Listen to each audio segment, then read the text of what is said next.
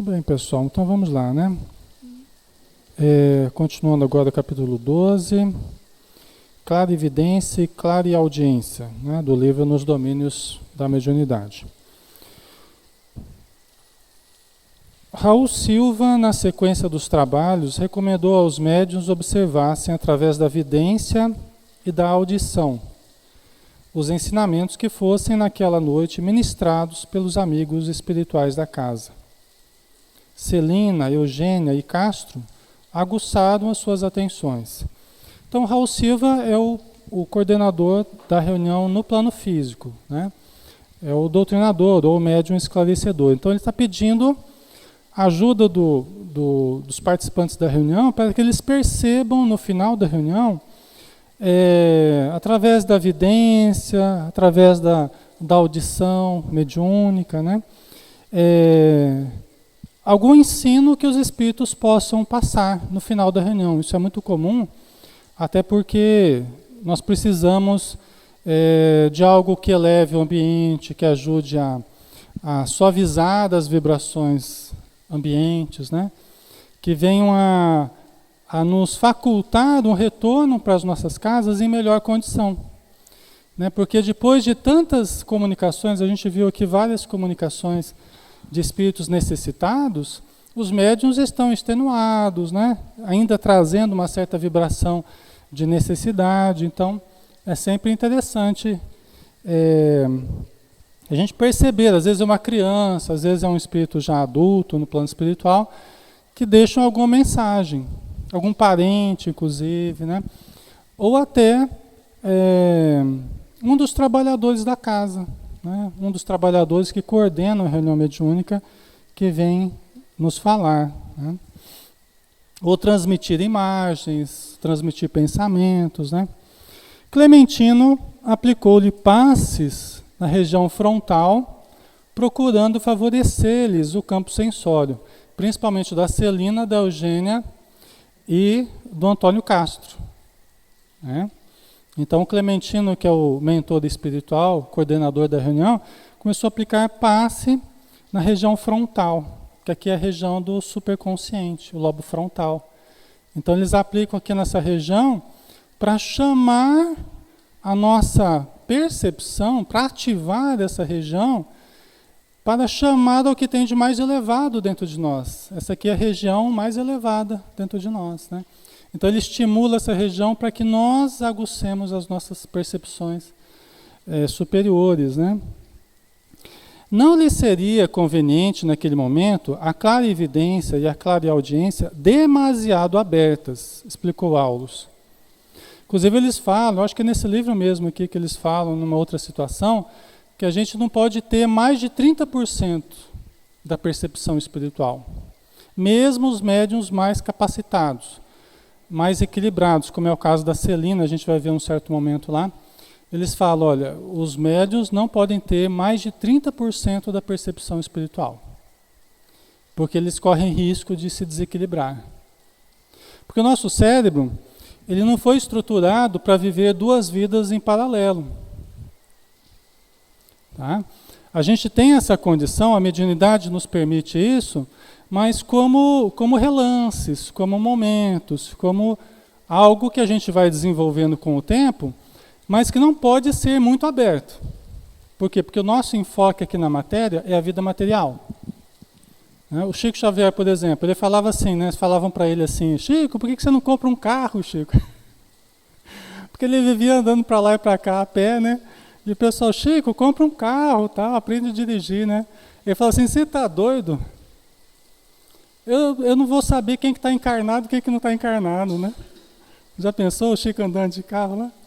Sem saber que o Chico foi um caso à parte. Talvez até ele tivesse mais do que 30%. A gente não sabe, né? Mas veja a confusão.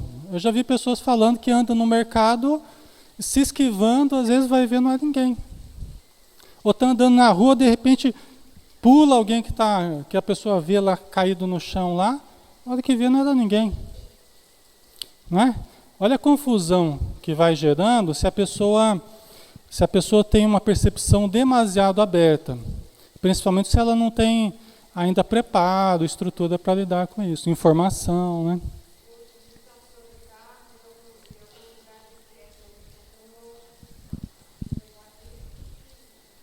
Esquece onde estacionou? Aí já é problema de memória, Inês, né? Aí não é mediunidade, não. Só se tiver meio perturbado. Então, aí sim, né? Então, mas aí já, né? Assim, não é exatamente a mediunidade, né? Aí já é uma certa confusão. Eu faço isso de vez em quando, viu? Saio do consultório assim, onde é que está o carro? Onde é que está o carro? Olha para lá, para cá, demora para me localizar, né?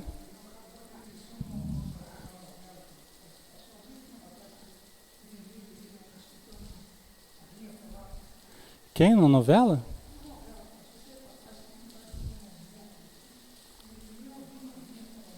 Ah, ele ficava ouvindo o guia falar, o espírito falar, né? É, tem essas, né?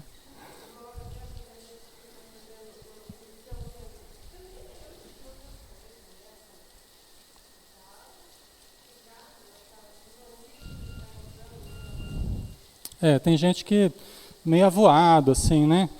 Às vezes pessoas que têm uma tendência maior à transcendência, assim, muitas vezes precisa, né, manter contato com os pés no chão, porque se descuidar, às vezes fica, né, tendo problema até de atenção com as coisas, né? É. Então vamos lá. Na esfera dos espíritos reencarnados, há que dosar observações para que não venhamos a ferir os impositivos da ordem, justificou o instrutor, que é o que a gente estava falando, né? Precisam dosar. Até a verdade tem que ser dosado. Até a verdade é um remédio que tem que ser dosado. Se você fala a verdade demais, pode matar, pode gerar um choque, né? Então a percepção também tem que ser dosada. Cada qual de nós deve estar em sua faixa de serviço, fazendo o melhor a seu alcance. Imaginemos um aparelho radiofônico terrestre coletando todas as espécies de onda em movimento de captação simultânea. Já pensou? Você liga o rádio lá, pega todas as emissoras ao mesmo tempo, né? Não vai dar para ouvir nada, né? Direito, né? O proveito e a harmonia da transmissão seriam realmente impraticáveis e não haveria propósito construtivo na mensagem, né? Então, por isso que uma coisa que a gente observa, às vezes a pessoa chega procurando ajuda, assim, orientação, e ela está com a percepção muito aberta, e captando tudo, e vai dormir e começa a ouvir gente falar, no dia a dia vê espíritos, percebe vibrações, e sente um monte de coisas. Às vezes a gente vai orientando, e com o tempo até a pessoa começa a participar de uma reunião mediúnica, com algumas informações, quando é indicado, né? O que a gente percebe? Que as percepções da pessoa começam a se organizar. É como se começasse a funilar, de modo que já não percebe tudo. Os espíritos vão ajudando a organizar essa percepção. Então a pessoa já não percebe tudo, não. Às vezes vai na primeira reunião mediúnica, fala, nossa, Alexandre, eu senti um monte de coisa, eu vi espírito passar o tempo todo, eu vi, né? Aí depois nas outras ela já vai falando, olha, eu já não percebi tudo, né? Eu senti uma coisa ou outra, tive essa ou aquela percepção, mas já não foi aquele negócio assim desorganizado, né? Sabe que não era interessante fechar aquela porta ali, para diminuir um pouquinho o barulho? Talvez ajude um pouco, né?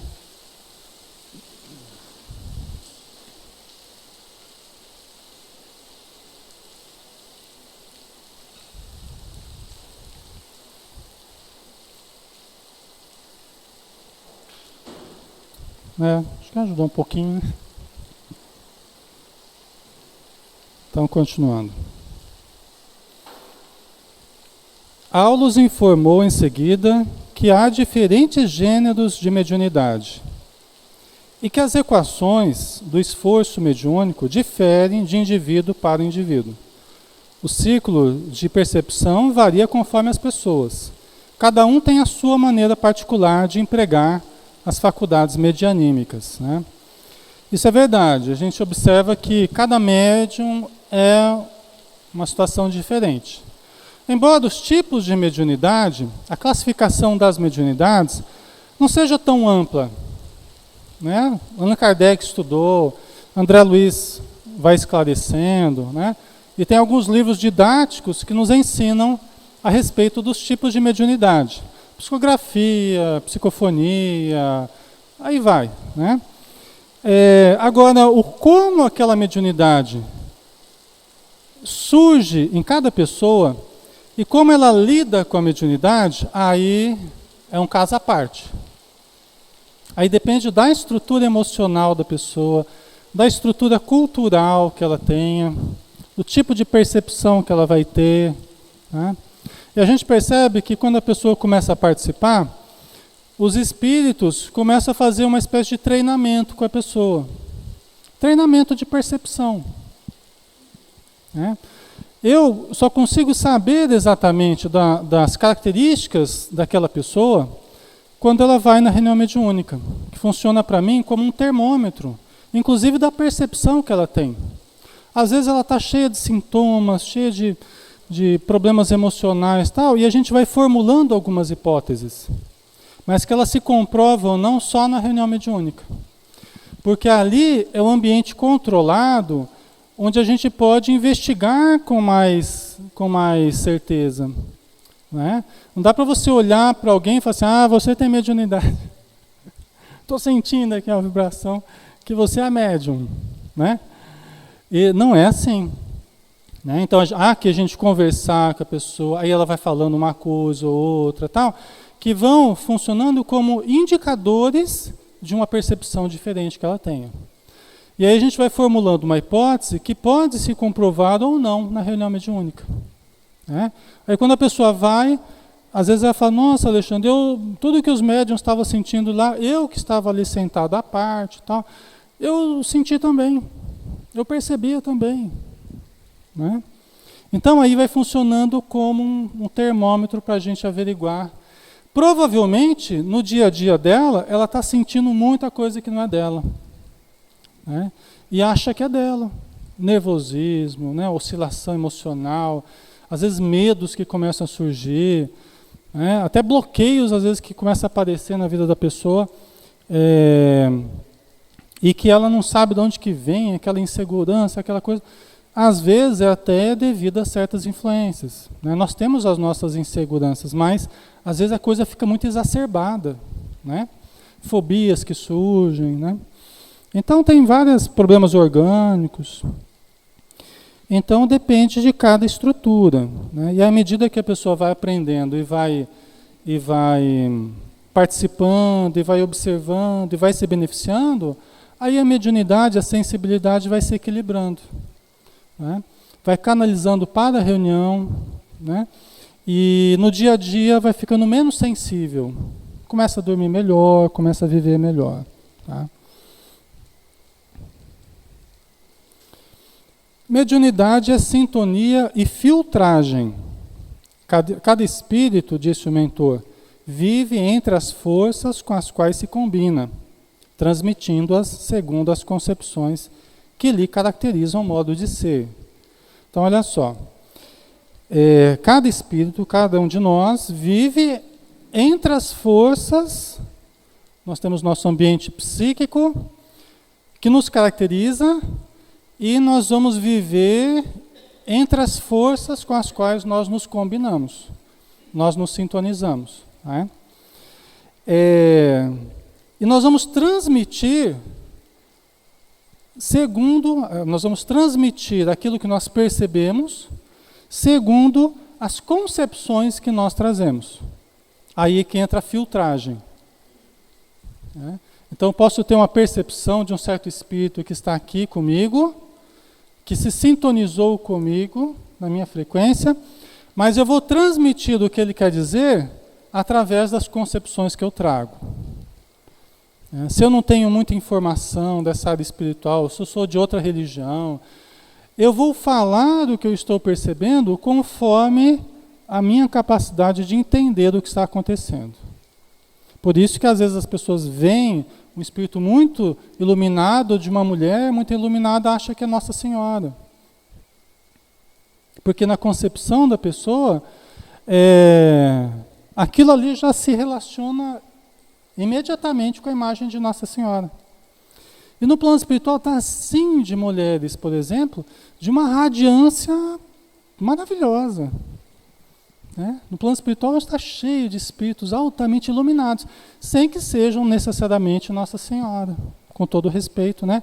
Nós estamos aqui na Sociedade Espírita Maria de Nazaré, mas não quer dizer que todo espírito de mulher radiante, elevado, bonito, será Maria de Nazaré. É muito pouco provável que ela venha se comunicar, a não ser de forma indireta com a gente, né? Seria bom, né? Pensou? Mas é muito pouco provável, dada a nossa precariedade, né? Fala, Cláudio.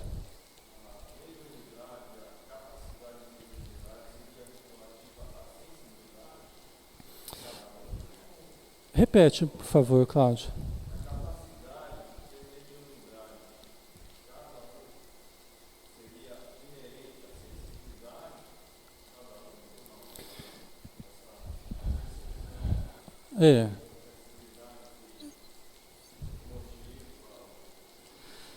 São coisas diferentes, né? Elas se encontram, a nossa emotividade, o nosso sentimento, as concepções que a gente tem. Por exemplo, a mente humana, diz o espírito Telésforo lá no livro Os Mensageiros, né? Fala assim que a mente humana está cada vez mais caminhando na direção da transcendência. Por evolução. Quer dizer, o sistema nervoso está se aperfeiçoando, está se tornando mais sutil, né? A nossa visão vai se aprimorando, a gente não vê só o plano físico, agora nós estamos começando a ver o plano espiritual. A audição, nós não ouvimos apenas a faixa audível humana, mas a gente vai adquirindo a condição de ouvir algo além. Então isso tudo, Cláudio, é refinamento. É um refinamento orgânico, é um refinamento psíquico, emocional, é um processo integral, tá? Mas é evolutivo. Aquela história que falam assim, que mediunidade, uma coisa que ficou muito forte no movimento espírita, assim, mediunidade não tem nada a ver com moralidade. Isso aí é relativo. É relativo. A gente fixou muito essa ideia. Mediunidade não tem nada, porque está escrito lá que mediunidade não tem a ver com a moralidade. Inclusive o próprio Allan Kardec fez essa consideração. Depende de como a mediunidade surge na minha vida. Aí nós temos basicamente duas situações. A gente tem uma mediunidade que vem como um aprimoramento evolutivo, um refinamento. A Joana de Ângeles fala, quanto mais a pessoa se autopenetra, quanto mais ela se autoconhece, quanto mais ela se aprofunda no eu divino, mais as suas potencialidades mediúnicas e parapsicológicas eclodem. Então ela está falando de uma evolução real, né? Que é lógico, é lógico. Quanto mais a gente entra em contato com o potencial divino que a gente tem, mais esse potencial desabrocha, né? Agora, tem aquela mediunidade mais expiatória, provacional, aquela mediunidade que a pessoa não faz parte da pessoa, não faz parte das conquistas da pessoa, mas porque ela deve muito do passado, né? Tem muitos compromissos. Aí o que ela faz? Faz um tratamento magnético lá no plano espiritual, faz um tratamento magnético lá, toma um banho de energias lá, né? De certos elementos que a gente ainda não compreende, e ela vem, ela reencarna com uma possibilidade diferente, que não faz parte ainda das suas conquistas. E que se ela aproveitar bem, dizem os espíritos, aí pode se incorporar ao seu patrimônio. Agora, se ela usar mal, aí vai complicar mais ainda a situação, né? Tem uma história que Humberto de Campos fala assim, de um espírito que estava altamente endividado, e estava no plano espiritual, tinha errado muito nas outras encarnações. Aí ele falou assim, olha, eu preciso reencarnar, eu preciso esquecer o passado, eu preciso começar de novo, pagar as minhas dívidas. E ele conversava com um amigo dele. Eu tinha que vir com hanseníase, eu tinha que vir com tuberculose, com paralisia, com... Ele foi relacionando um monte de problemas lá que ele queria ver. Aí o amigo dele falou assim, tá bom, eu vou levar o seu pedido para os nossos superiores para ver o que eles acham e tal, né? Aí depois de um tempo ele voltou e falou, o seu pedido foi aceito. Foi aceito? O que eu vou ter? Paralisia? Tá? E começou, né, a fazer o questionamento, o que ele teria e tal. Aí o amigo dele falou assim, não, você não vai ter nada disso. Mas como assim? Como é que eu vou pagar as minhas dívidas então? O que vai acontecer? Você vai ser médium. Só.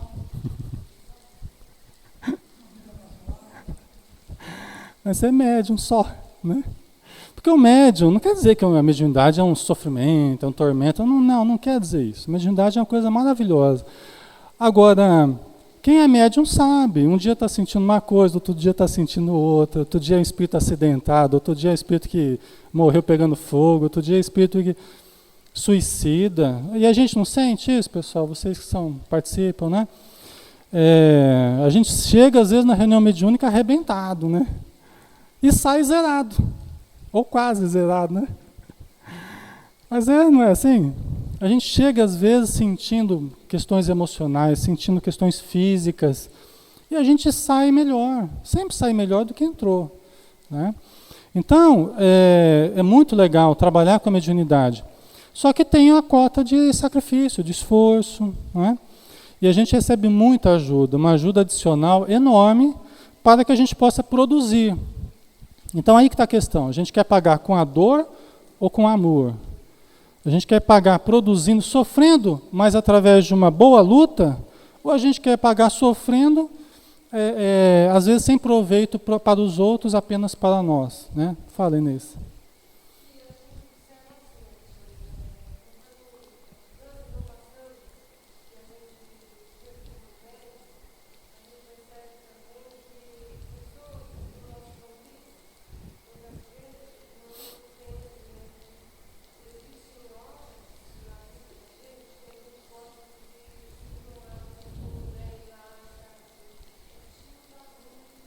Uhum.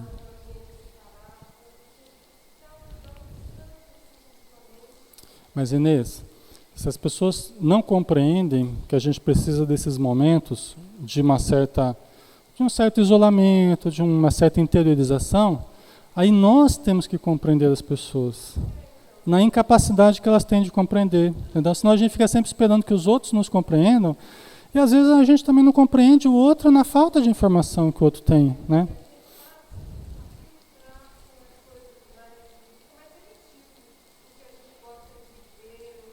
Uhum. É verdade.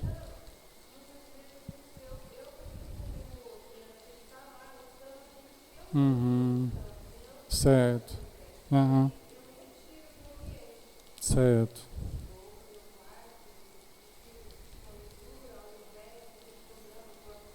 Uhum. É. Uhum. Mas Neis, vamos lá, porque senão o pessoal...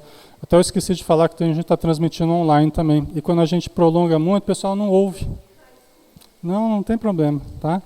Mas aqui não pode estender demais, senão o pessoal não ouve lá. Aí fica aqueles, né, Maria? Fica aqueles vazios, o pessoal fica lá, né? Mas eu entendi a sua colocação, né? É um desafio de todos nós compreendermos, né? Se a gente está convivendo com alguém, é porque a gente é chamado a lidar com tudo isso, né, Inês? Então, não tem jeito, né? Então, vamos lá. A clarividência e a clareaudiência localizam-se nos olhos e nos ouvidos do médium? O André Luiz pergunta, né? A clarividência, a capacidade da gente perceber os espíritos através da visão ou da audição, isso se localiza nos olhos e nos ouvidos do médium? Né? Uma questão física, do sistema nervoso, né? Ligado com o físico, né? Vamos ver aqui. Aulus explicou, os olhos e os ouvidos materiais estão para a vidência e para a audição, como os óculos estão para os olhos e o ampliador de sons para os ouvidos. Tá? Ok? Quer dizer, são apenas instrumentos, né? Para ampliar, para focalizar num certo aspecto, né? Nossa visão, nossa audição, né? Então são instrumentos. Os olhos e os ouvidos materiais estão para a vidência e para a audição, como os óculos estão para os olhos e o ampliador de sons para os ouvidos. Só que aqui no caso, né? Acho que é o contrário. Porque, na verdade, no caso do óculos, é para a gente enxergar melhor, né? No caso do ampliador de sons, é para a gente ouvir mais, né?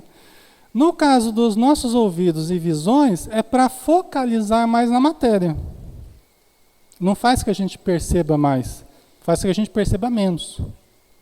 É como se fosse um tapa-olho que focaliza a matéria. Os olhos estão preparados para ver a matéria. Os ouvidos para ouvir os sons materiais, né? Então, é como o Hermínio Miranda fala, o cérebro, ele não é um aparelho para lembrar, ele é um aparelho para esquecer. O cérebro não seria um aparelho para lembrarmos, seria um aparelho para esquecermos. É uma máquina de esquecer. Por quê? Porque ele funciona como uma resistência para a memória integral do espírito. Meio que bloqueando. Já pensou se a gente lembrasse de todas as encarnações? Aqui, agora? A gente lembrasse de tudo? A gente não consegue fazer isso. Por quê? Porque tem um abafador, tem uma resistência que é o nosso corpo, que é o nosso cérebro, que não permite que nós nos lembremos de tudo o tempo todo. Interessante, né? A gente achava que era para lembrar, agora é para esquecer, né? Então, a gente precisa, por exemplo, aqui na matéria, só complementando, aqui na matéria a gente precisa de um buraquinho para ouvir, de um buraquinho para sentir o cheiro, de outro buraquinho para falar, não é? De 2 buraquinhos para enxergar. O espírito não precisa de nada disso. Por isso que, veja, é só aqui na matéria para focar melhor nas percepções. O espírito, ele vê com o corpo todo. Ele sente com o corpo todo. Ele ouve com toda a alma. Não precisa desses buraquinhos. Ele tem, continua tendo ouvido, olhos, continua tendo. Mas ele não precisa mais. Tanto que tem pessoas encarnadas, não tem pessoas sendo estudadas aí, que, inclusive cego de nascença, não tem um cego de nascença lá que eles estão estudando que a pessoa lê. Está lá, com o olho fechado, você coloca ele e lê. Mas como é que pode ler? Você vê que a ciência está se deparando com obstáculos praticamente intransponíveis do ponto de vista material. Ou ela começa a entender que existe um algo além, ou vai ter um problema sério pela frente para provar esse tipo de coisa. Como é que eu consigo ler sem olhos? Porque o espírito não precisa de olhos para enxergar.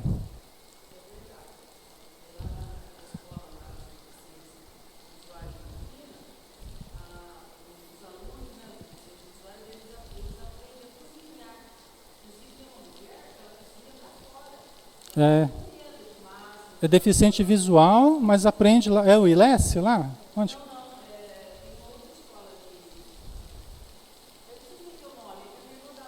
Dava aula lá para deficientes.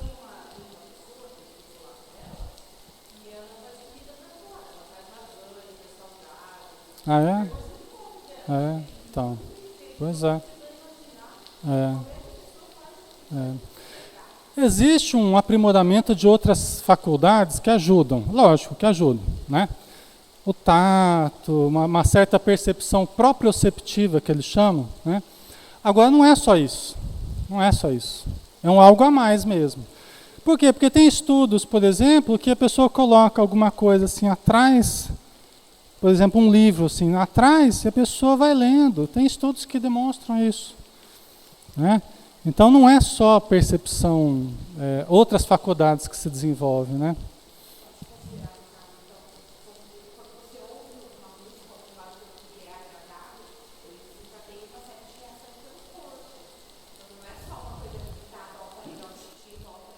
Sim.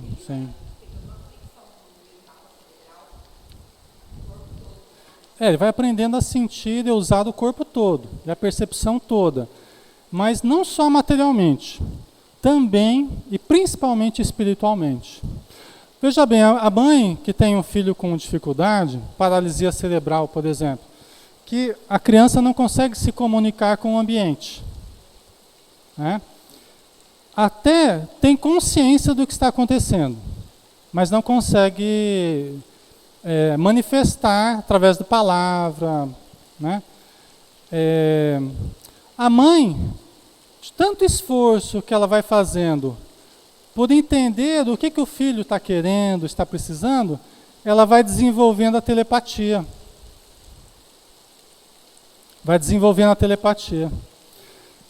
Pessoas que cuidaram de pacientes terminais durante muito tempo também desenvolvem.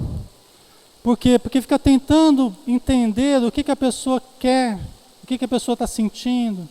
Então, essa relação vai gerando uma facilidade maior de percepção, né? Então, é desenvolvimento, né, dos potenciais que nós temos. Olha, a chuva está caindo, hein? Será que não é bom fechar os vidros também, não? Alguém liga lá para o sistema do plano espiritual. Ai. Diz que fenômenos da natureza são coordenados pelos espíritos. Diz que legiões imensas, assim, no próprio livro dos espíritos fala isso, né? Que massas imensas, assim, de espíritos participam dos fenômenos de tempestades, chuvas, tal, né? Espíritos ligados à natureza e espíritos de uma grande elevação que coordenam esses trabalhos, né? Então deve estar cheio aí. Toda percepção é mental. Surdos e cegos, na experiência física, convenientemente educados, podem ouvir e ver através de recursos diferentes daqueles que são vulgarmente utilizados. Porque toda percepção é mental. E a mente é uma entidade independente do cérebro.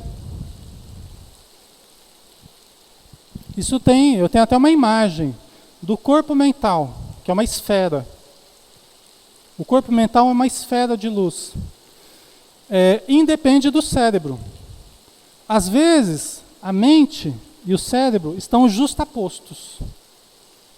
Quando nós estamos no aqui e no agora, percebendo, sentindo, prestando atenção, nós estamos voltados para o aqui e agora, a mente está justaposta ao cérebro. Agora, se a gente começa a pensar numa coisa fora daqui, a nossa mente já, na velocidade do pensamento, já foi. Só está o corpo aqui, né?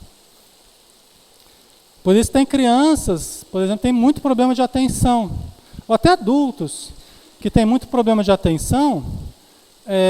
Muitas vezes você vai ver a criança, ela mentalmente ela se distrai muito, né? Então ela não consegue estar no aqui e no agora. E a nossa percepção, inclusive a memória, né, a atenção, está intimamente relacionado em nós estarmos presentes onde nós estivermos, né? Senão a gente está sempre deslocado. O corpo está num lugar e a mente está em outro. Você vai dormir, você quer pensar. Você vai comer, você quer falar, né? Você vai assistir uma palestra e quer ficar lembrando de outras coisas, né? Então está sempre um deslocamento, né, da mente e do corpo. Isso faz mal, até para a nossa saúde, tá? Então quem percebe mesmo é a mente, tá? Sistema nervoso, cérebro, corpo, é apenas um canal por onde transita a nossa percepção, que vai dos estímulos que eu recebo materialmente, através do sistema nervoso, cérebro, perispírito, espírito, mente, né? E aí depois volta, passa por todo esse processo e fala, tira a mão, que vai, né? Está machucando, né? Se eu estou sentindo calor, alguma coisa espetando em mim, faz todo esse processo. Mas quem percebe mesmo é a mente, é o espírito. Né? A onda hertziana, do Hertz, ciclos por segundo, né? 930 kHz. Quando eu fazia programa de rádio, eu falava assim, Rádio Cultura, 930 kHz. Você está ligado na Rádio Cultura AM, não é? 930 ciclos por segundo, kHz, né? Então a onda hertziana e os raios X vão ensinando aos homens que há som e luz muito além das acanhadas fronteiras vibratórias em que eles se agitam. E o médium é sempre alguém dotado de possibilidades neuropsíquicas especiais que lhe estendem o horizonte dos sentidos. Então, os vários raios, né? Uma vez eu fiz uma tabela muito interessante, assim, depois eu preciso resgatar isso. Eu fiz uma tabela que ia crescendo em termos de hertz. Por exemplo, o nosso cérebro, qual que é a primeira pulsação que nós temos? O primeiro ciclo que nós temos? É o do coração. Praticamente um ciclo por segundo. Varia de pessoa para pessoa, mas é quase que isso, né? Quase que um ciclo por segundo, né? A pulsação do coração, né? O nosso cérebro, as várias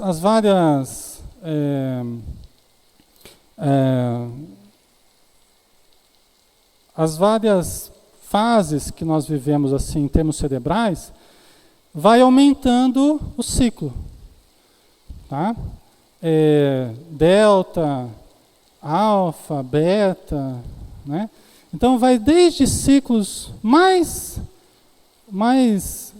lentos até ciclos mais rápidos. Por exemplo, aqui nós estamos em beta. Em beta caindo para alfa. Beta é o ciclo de vigília. Toda vez que a gente está ativo, conversando, tá, nós estamos em beta. Em torno aí de 13, 14 ciclos por segundo. Né? Quando a gente começa a entrar em estado de sonolência, que nem vocês estão assim, não estão não, brincadeira, tá? Vocês estão em beta. Mas aí quando vai entrando assim, em sonolência, né? Começa né? Começa a ouvir tudo. Você vai entrando assim, relaxando, tá? Vai entrando em alfa. Por isso que fala assim, a pessoa está em alfa, né? Está em transe. Por quê? Porque chega a 7, 8 ciclos por segundo. É a entrada do subconsciente. É quando a gente vai perdendo a consciência, é o limite com a inconsciência, com o subconsciente. É a porta de entrada. Por isso que quem vai trabalhar com reprogramação mental, mudança de comportamento e tal, e quer utilizar o subconsciente para essa mudança, tem que entrar em alfa. Né? Aí através da sugestão, do relaxamento, da visualização, mais facilmente muda o inconsciente, os programas do inconsciente. Tá?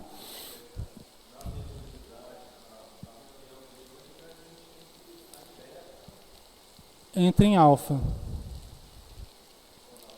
Não, o transe mediúnico, ele é praticamente em alfa, né? O transe mediúnico, embora varia de pessoa para pessoa, o tipo de mediunidade, né? Consciente, inconsciente, então vai variar um pouco isso aí. Agora, o transe mediúnico, de uma forma geral, ele se dá com esse estado alterado de consciência. Não é com o estado normal. Não é com o estado normal. Embora exista isso está sendo estudado, na verdade, Cláudia. A gente vai, né, tendo informações mais esparsas aí. Embora seja um processo ativo, que a gente observa, a gente, né, questiona e tal, mas não é a vigília normal.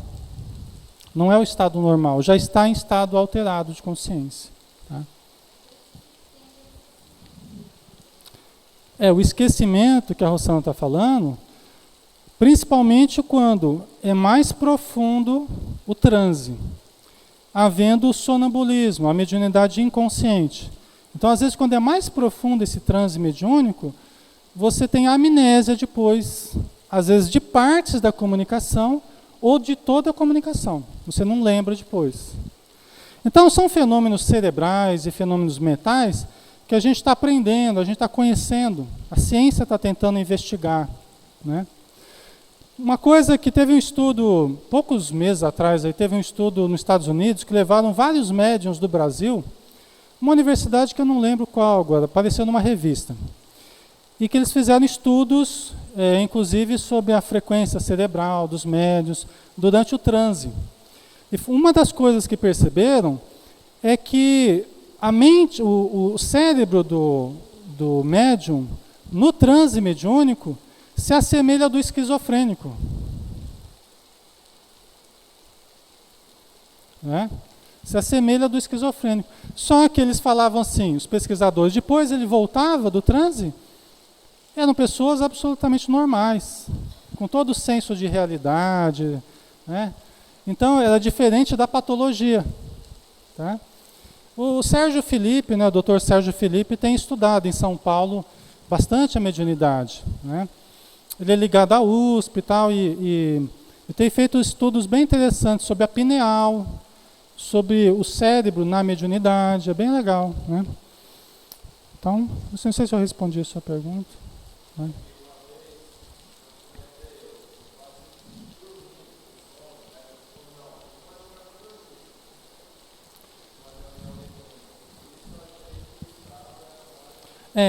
É que o estado do sono já é delta. E o estado alterado de consciência é alfa. Então, quando a gente já entra em sono, mesmo já entrou em delta. Né? Então, a reunião mediúnica não é para dormir.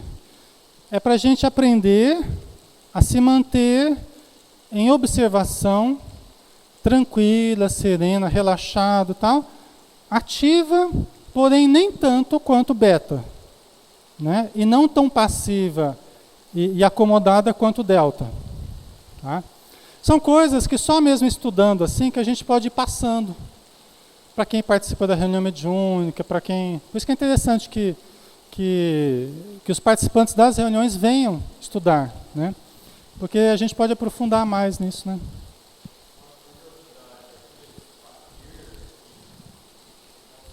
Os faquires, tá? Esses yogis. Então, eles estão em estado alterado de consciência, né? Estão provavelmente em alfa, né? Só que eles desenvolvem uma condição especial, um treinamento, né? Eles desenvolvem uma condição especial. Não é todo mundo que entra em alfa que vai poder fazer tudo o que quiser. É toda uma preparação, né? A psicologia transpessoal, por exemplo, ela surgiu do estudo dos estados alterados de consciência. A princípio, através do LSD, né? Que era usado como medicação, depois a respiração foi utilizada, aí as práticas do Oriente, porque sempre houve estados alterados de consciência, ou produzidos por meio químico, ou produzidos por respiração, por danças, por batuque. Aquele negócio de ficar batucando e rodando e dançando, aquilo ali provoca estados alterados de consciência. Entendeu? Então são formas diferentes que as várias culturas sempre se utilizaram, fumando o cachimbo da paz lá, né? Fumando lá as ervas, defumando, e isso sempre foi utilizado para provocar estados alterados de consciência, né? Uma coisa que foi percebida é que o planeta, ele tem a pulsação dele. Seriam as ondas de Schumann, né, que vibram justamente nessa frequência de 7 a 8 ciclos por segundo. Então, quando a gente coloca o paciente, ou quando nós nos colocamos em alfa, nós estamos ao mesmo tempo entrando em contato com a vibração da natureza, do próprio planeta, da pulsação da vida ao nosso redor. Isso é interessante. Uma pesquisa que foi feita com médiuns de cura detectou isso, que todos eles visam colocar os pacientes em alfa. xamãs, curandeiros de vários tipos, visam colocar os pacientes em alfa, para que entrem em contato com as forças curativas da natureza e também com as forças internas da mudança, do inconsciente. É bem legal isso, né? Tá? Acho que já estamos na nossa hora, né? Embora a gente tenha perdido um pouquinho no começo, mas tudo bem. Semana que vem a gente recupera, né? Mas tá bom, né? Vamos dar uma paradinha.